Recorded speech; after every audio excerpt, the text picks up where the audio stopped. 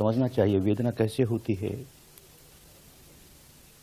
ये जो नाम रूप है, शरीर और चित्त की जीवन धारा चलती है, तो जीवन धारा जैसे ही चलती है 6 इंद्रियों के साथ चलती है, नाम रूप पच्चया सलायतनं।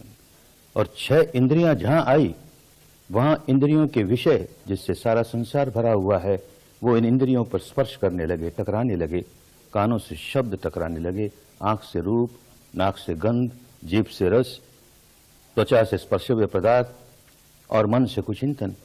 यूं 6 इंद्रियों के 6 विषय 6 पदार्थ स्पर्श करते हैं। स्पर्श होता है तो वेदना होती है। यूं स्पर्श हुए जा रहा है, वेदना हुई जा रही है, स्पर्श हुए जा रहा है, वेदना हुई जा रही है। यूं होते होते विकारों को निकालते निकालते निकालते निर्वाणिक अवस्था में गया, जहां पर न नाम है न रूप है, शरीर और चित्त के परे की अवस्था है, जहां 6 इंद्रियां नहीं है, सलायतन के परे की अवस्था है। उस अवस्था में गया तो वेदना कैसे होगी? कुछ स्पर्श नहीं है, कैसे करेगा? 6 इंद्रियां काम करनी बंद कर दी। अब आंख नहीं काम करती, नाक नहीं काम करता, कान नहीं काम करती, जीभ नहीं काम करता, त्वचा नहीं काम करती, मन नहीं काम करता। मन के भी परे चला गया, नाम रूप के परे चला गया, तो विज्ञान के परे चला गया, नाम के भी परे चला गया। उस अवस्था में जहां स्पर्श नहीं होता तो वेदना कैसी होगी? वो वेदना नहीं होने का जो अवस्था है वो निर्वाणिक अवस्था है। उस अवस्था का साक्षात्कार करता है। करते करते करते 1 बार किया, 2 बार किया, यूं करते करते अरहंत का फल प्राप्त होता है तो वेदना बिल्कुल समाप्त है, निरुद्ध हो गई।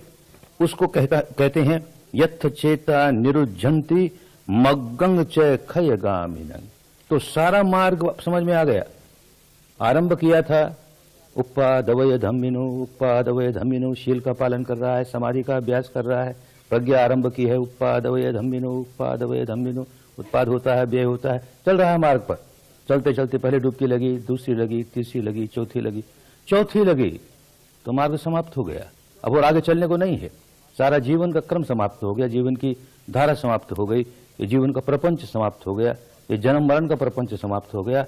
तो उस अवस्था पर पहुंचता है जहां मग्गं च खयगामिनं, जहां वेदनाएं नितांत रूप से समाप्त हो जाए, जहां ये जीवन मरण का चक्र नितांत रूप से समाप्त हो जाए, वो रास्ता प्राप्त जान गया, उस रास्ते पर चल कर उसे जान गया। मग्गं च खयगामिनं, वेदनाओं के क्षय करने का जो मार्ग है उसे जान गया।